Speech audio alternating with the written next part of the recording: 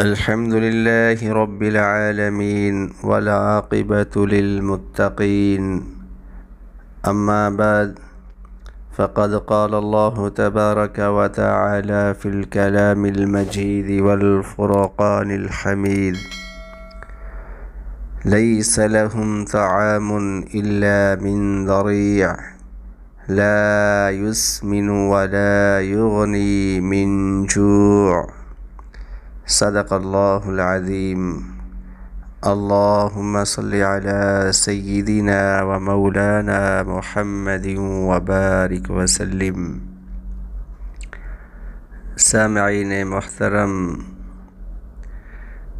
قرآن مجید فرقان حمید کی جو میں نے آیات مبارکہ تلاوت کی، ان کا ترجمہ یہ ہے: لیس لہم طعام الا من ضریع. یہ جو جہنمی لوگ ہیں ان کے کھانے کا تذکرہ ہو رہا ہے کہ ان کے لیے کوئی کھانا نہیں ہوگا مگر کانٹے دار گھاس. لا یسمن ولا یغنی من جوع. وہ گھاس کیسی ہے، اس کا اثر کیا ہوگا؟ وہ نہ تو آدمی کو موٹا کرے گی اور نہ ہی اس کی بھوک ختم کرے گی. چونکہ جو خوراک ہوتی ہے اس کے دو فائدے ہوتے ہیں. ایک یہ کہ جسم کو فربا یعنی تندرست و توانا رکھنے کے لیے، اور دوسرا بھوک مٹانے کے لیے کھائی جاتی ہے.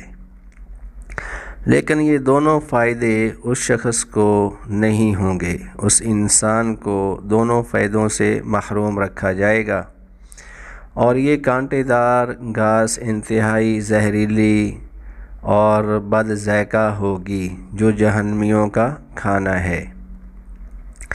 تو یہ گھاس اکثر عرب کے علاقہ میں پائی جاتی ہے.